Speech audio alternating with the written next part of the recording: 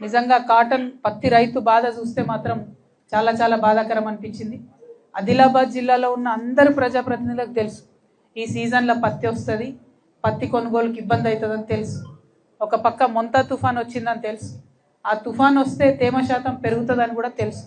కానీ ఇక్కడ ఉన్నటువంటి బీజేపీ ఎమ్మెల్యే గారు కావచ్చు, ఇక్కడ ఉన్నటువంటి బీజేపీ ఎంపీ గారు కావచ్చు, మరి ఇక్కడ ఉన్నటువంటి ఏ నాయకులైనా కాంగ్రెస్ కానీ బీఆర్ఎస్ కానీ ఎవ్వరు కూడా కనీసం ముందస్తు జాగ్రత్త అన్న తీసుకోలేదు. జిల్లా కలెక్టర్ గారు ఖచ్చితంగా ఒక అడుగు ముందు ఉండాలి. మా జిల్లాలో ఈ ఇబ్బంది అవుతుంది అనేటటువంటి యాంటిసిపేషన్తోని ప్రభుత్వం మీద ఒత్తిడి పెంచాలి. కానీ అటువంటి పరిస్థితి ఇక్కడ నిన్న కనబడలేదు. ప్రభుత్వం 1 వీక్లో మొత్తం పోయిన వారం అంతా కూడా జూబ్లీహిల్స్ ప్రచారం మీద ఉన్న శ్రద్ధ పత్తి రైతుల జీవితాల మీద లేకపోవడం అన్నది దారుణం. కాంగ్రెస్ పార్టీ వరంగల్కు రాహుల్ గాంధీ గారిని తీసుకొని వచ్చి రైతు డిక్లరేషన్ అని చేసి రైతులకు ఏదో చేస్తామని చెప్పి మాయమాటలు చెప్పి ఓట్లు వేయించుకొని వాళ్ళ అధికారంలోకి వచ్చిండ్రు.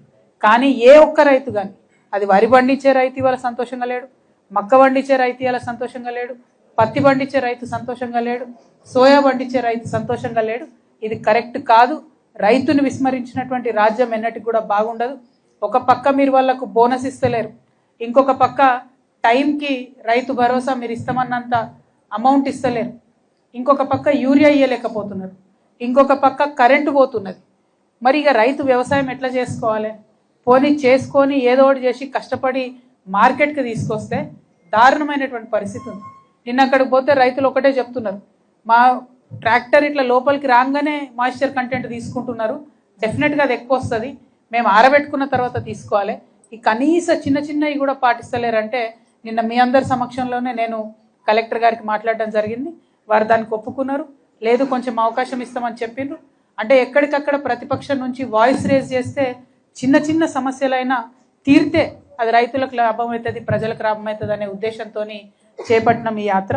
అందులో కాటన్ మార్కెట్లో నిన్న వెంటనే మేము ఇదివరకు నేను ఎంపీగా ఉన్నా కాబట్టి గిరిరాజ్ సింగ్ గారు ఆయన మినిస్టర్గా ఉన్నారు, ఆయనకు వెంటనే ఉత్తరం కూడా రాయడం జరిగింది. అదేవిధంగా cotton corporation of India chairman గారు కూడా వారి నంబర్ కూడా తీసుకున్నా, నేను వారిని కూడా ఇవాళ మాట్లాడతా. ఆంధ్ర తెలంగాణలో ప్రత్యేక పరిస్థితులు ఉన్నాయి. ఈ ప్రత్యేక పరిస్థితుల రీత్యా 20 నుంచి 25% తేమ శాతం అలౌ చేయాలి కాటన్లో అనేటటువంటి విషయాన్ని నేను తప్పకుండా పర్స్యూ చేస్తానని ఆదిలాబాద్, మహబూబ్ నగర్, వరంగల్, ఖమ్మం ఇంకా ఇతర ప్రాంతాల్లో ఉన్న పత్తి రైతులందరికీ కూడా జాగృతి తరఫున మీకు మాట ఇస్తా ఉన్నాం.